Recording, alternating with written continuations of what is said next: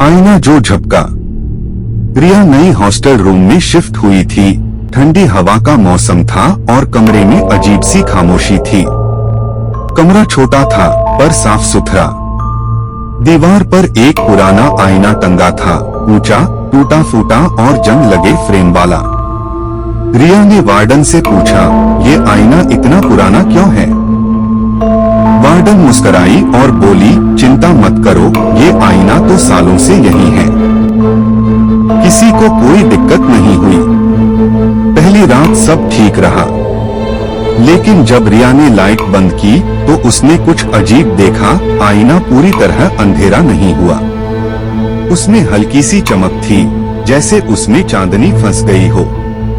उसने सोचा शायद उसे भ्रम हो रहा है और सो गई। अगली रात करीब 2:37 बजे रिया अचानक उठ गई। कमरा बिल्कुल शांत था, बस घड़ी की टिक टिक की आवाज आ रही थी। वह पानी पीने उठी, तभी उसकी नजर आईने पर पड़ी और उसका खून जम गया।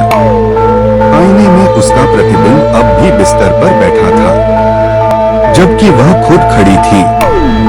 वह रिया जो आईने में थी, सीधे उसे घूर रही थी, बिना पलक झपकाए। रिया ने डरकर तुरंत लाइट ऑन की और उसी पल उसका प्रतिबिंब फिर से सामान्य हो गया, जैसे कुछ हुआ ही न हो। सुबह उसने अपनी रूममेट प्रिया को बताया। प्रिया हंस पड़ी, तू ज्यादा सोच रही है, पढ़ाई का स्ट्रेस है। रिया ने बात टाल दी, मगर उस रात उसने आईने पर चादर डाल दी। सुबह उठी तो चादर जमीन पर पड़ी थी। उसने खुद नहीं हटाई थी।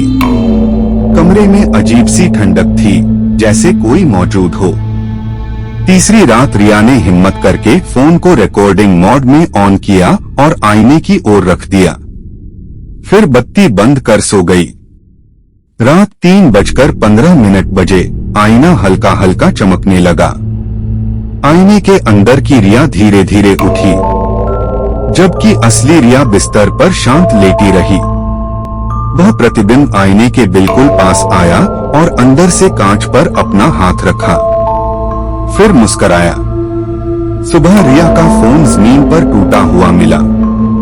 वीडियो गायब था, लेकिन आईने पर धुंधली सी हथेली की छाप थी अंदर से। उस दिन रिया क्लास में नहीं पहुंची। उसका दरवाजा अंदर से बंद था।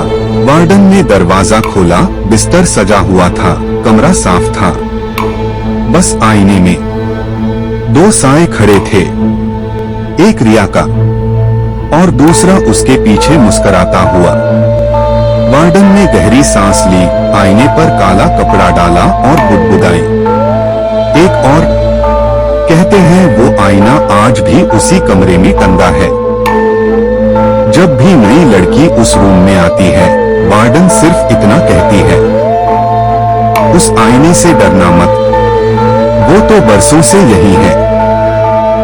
पर अगर कभी तुम आईने में देखो और तुम्हारा प्रतिबिंब तुम्हारे बिना पलक झपकाए झपक जाए, तो पलटकर मत देखना, क्योंकि हर प्रतिबिंब सिर्फ नकल नहीं करता, कुछ तुम्हारी जगह लेना चाहते हैं।